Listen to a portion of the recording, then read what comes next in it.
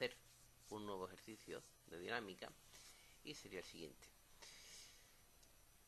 La segunda ley de Newton para una partícula puede escribirse de esta forma: fuerza es igual a masa por aceleración. Esta, como he dicho, es la segunda ley de Newton para una partícula, para una partícula, y lo resaltamos, una única partícula. Bien, donde m es la masa de la partícula, a la aceleración con que se mueve y f es la resultante de las fuerzas que actúan sobre ella. Bueno, para un sistema de partículas se cumple una ley formalmente análoga. F mayúscula es masa por A mayúscula, por aceleración. Explica el significado físico de las tres magnitudes F, M y A. Bueno, vamos a ver. Vamos a distinguir primero, vamos a explicar esto de partícula y de sistema de partículas. Es decir, partícula es, como su nombre indica, una única porción de masa, con las dimensiones bien definidas. Una única partícula lo que tenemos, ¿vale? En una única partícula no tiene sentido hablar de fuerzas internas, porque no hay nada interno en una partícula, es ella única y exclusivamente. En un sistema de partículas, por ejemplo, una masa grande, donde yo tengo muchas, por ejemplo, trozos de plastilina, muchas partículas que interactúan, sí se puede hablar de fuerzas internas al sistema. Entonces, para empezar, habría que distinguir entre sistemas, que es importante, sistema de partículas y partículas. Esto está aplicado a una partícula y esto está aplicado o generalizado para un sistema de partículas. Bien. Otra cosa que hay que decir, que no tiene sentido hablar de fuerzas internas cuando tengo una única partícula, porque no hay nada interno a una única partícula. Sin embargo, sí tiene sentido hablar de fuerzas internas para un sistema de partículas. Bueno, pues vamos a explicar cada uno de estos términos como nos pide el ejercicio. Bueno, pues la relación indica que cuando se tiene un sistema de partículas, un conjunto de n partículas, las que sean, la suma de las fuerzas externas, esta va a ser suma de fuerzas externas. ¿Por qué? Porque las fuerzas internas no van a intervenir. Y alguien preguntará, bueno, ¿y cómo es que no van a intervenir? Bueno, porque nosotros sabemos de la tercera ley de Newton que a toda fuerza de acción corresponde otra reacción de igual valor, en módulo, dirección, pero sentido contrario. Entonces, si yo sumo para las n partículas, siempre a una de acción va a haber una de reacción, de igual módulo de dirección en sentido contrario. Entonces, en su total, en el conjunto, en la totalidad, las fuerzas internas se anulan. ¿De acuerdo? Solo van a actuar las fuerzas externas. Eso lo podremos ver mejor en el siguiente ejercicio. Entonces, esta F hace relación a la suma, a la resultante de las fuerzas externas. Esta M es la masa total del sistema, la masa de las n partículas, de todas las partículas que yo tenga, una distribución discreta o continua, como sea.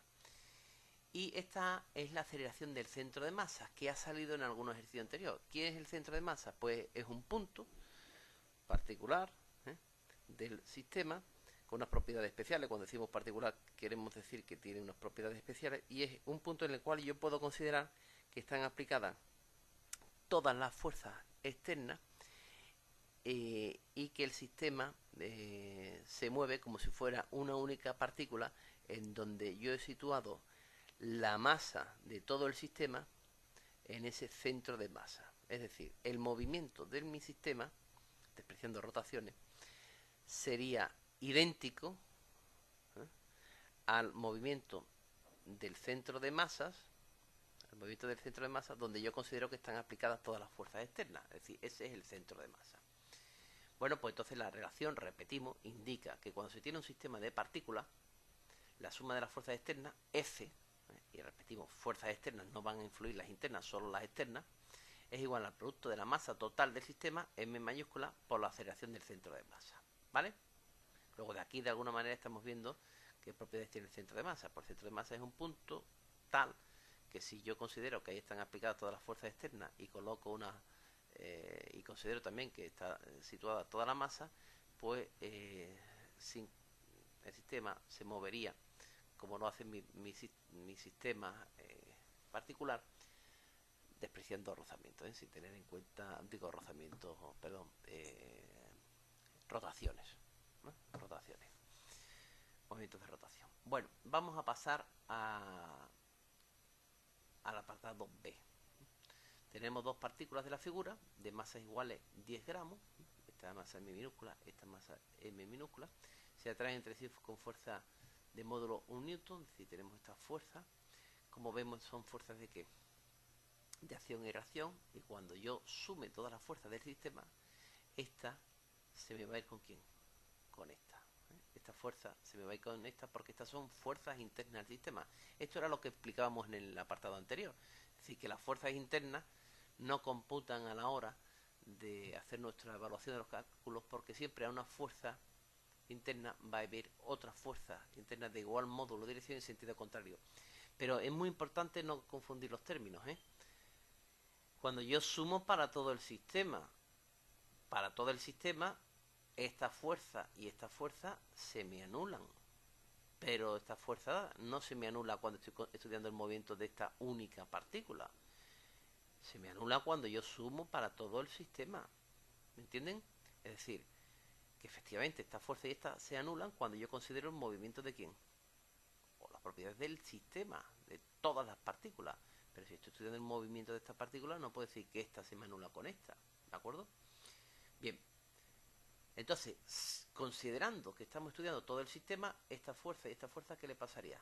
Evidentemente se anulan y entonces solo me quedan las fuerzas externas F1 y F2, que es igual a 2 newton. Y además me dice que las direcciones de la figura con alfa igual a 60 grados, es decir, que alfa igual a 60 grados, pues calcula la aceleración con que se mueve el centro de masa. Bueno, pues si yo sumo las fuerzas externas, como tengo aquí en mi expresión, si yo sumo una fuerza externa me quedará que F es igual a ¿quién? A F1 más F2. Ya he explicado que no tengo por qué sumar las fuerzas internas, o si las sumo me va a salir cero, lo estoy viendo aquí, esta se me va con esta, ¿vale? Y todo lo mismo pasaría para un sistema de cualquier número de partículas, Lo hemos simplificado aquí al máximo con solo dos partículas, pero con 27 partículas, con 100.000, con n, las que sean, las fuerzas internas siempre se me van a anular. Entonces solo me tengo que fijar en las fuerzas externas, y F sería igual a F1 más F2, y ahora yo sumo estas F1 y F2, tiene dos componentes, una en este eje y otra en este, que también se me anularían. Entonces si yo sumo vectorialmente me quedarían F1 seno de alfa, ¿vale? Que sería esta componente de aquí, más F2 seno de alfa, que sería esta componente de aquí, sería igual a 2 F1 por seno de alfa, porque F1 y F2 son iguales, ¿vale? Entonces no tiene sentido poner F2 y F1, simplemente sería F, 2F seno de alfa, y aquí hay que sustituir 2 por 2 por seno de 60 grados, que es igual a 3,46 newton. Bueno, habría que decir, olvidémonos ya de la fuerza interna.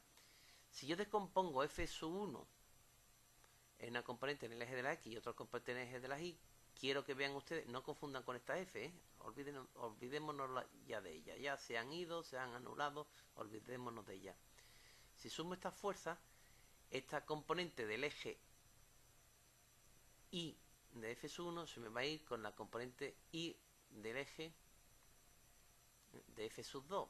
Pero olvidémonos, es que hay superpuesta otra fuerza, las F menos se me han ido, son fuerzas internas, y entonces ahora yo vuelvo a descomponer. Entonces esta componente y esta otra componente se me van, y entonces me quedan solo dos, o sea, sería F1 seno de alfa más F2 seno de alfa, sería 2 F1 seno de alfa, 2 por 2 seno de 60, y me sale 3,46.